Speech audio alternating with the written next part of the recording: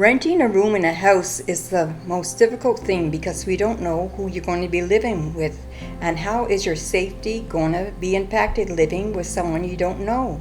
It could be violence, it could be anything. And you move in and it's a drug house or something, then what? You're stuck, right? As soon as they found out that I had no significant other and I was on Ontario Works, I got a text that said, "As I said in my ad, I'm looking for people who are willing to take care of the place. No drugs, no illegal activity." He was so open about saying that, he just assumed that there was going to be drugs.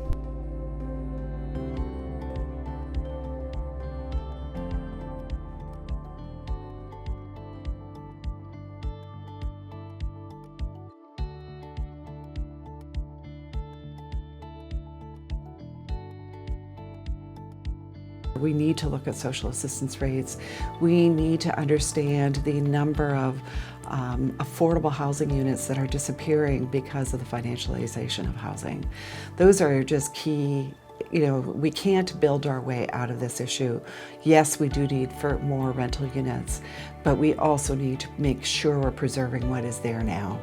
So I think those are some of the easy things to think about, not easy to implement, but certainly easy to think about and understand that there are ways to move forward and that we can deal with this crisis. But we also have to absolutely understand that we are in a housing crisis, and women-led single-parent families are particularly impacted by the current housing crisis.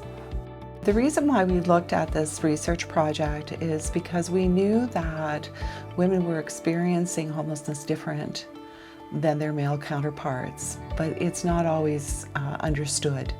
And so this was a great opportunity to hear from women what their experience is, and also to understand how different intersectionalities made it more complex. I feel that it's very important to consult with women who are navigating the system, because I kind of believe in that motto where it's nothing for us without us, because if you're making decisions for people and you don't know their needs, that itself is a problem. That brings us into the barriers with the transportation, finances, and resources.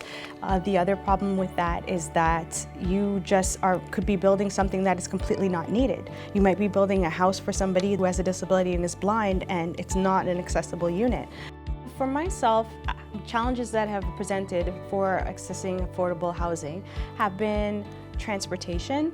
Am I able to get to these places, to view these places? Is it going to be somewhere that I'm going to be living that's within my city, or am I going to have to live outside of my city?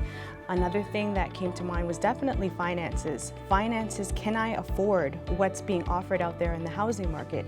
Is the housing market itself even affordable with today's cost of living? As well as when I was in shelter, just being able to find a reasonable budget was something that was just beyond my means.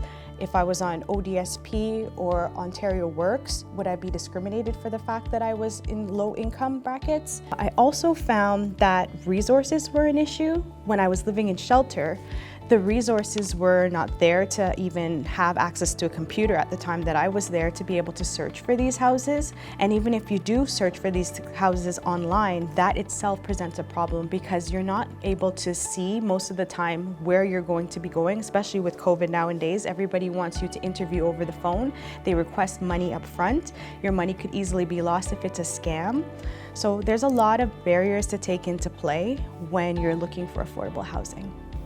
If you can afford it, it's probably not going to be in a very good neighborhood. Or you go above your budget and pay for something in a little bit nicer of an area, but then you're not eating and you're not able to, take care of yourself. How are we supposed to rent a place if we get $500 to pay rent and the rent's like $1,000? How are we supposed to eat?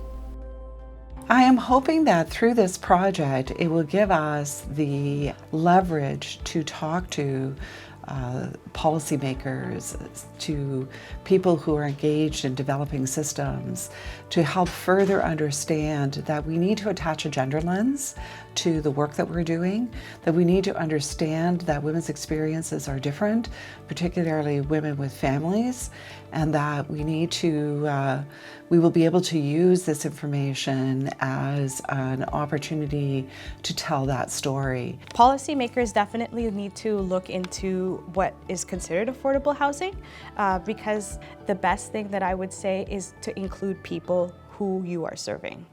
Always get their opinions and thoughts. They should be a part of every council, every committee, so that you have somebody with lived experience sharing their views and their understanding of the current situation.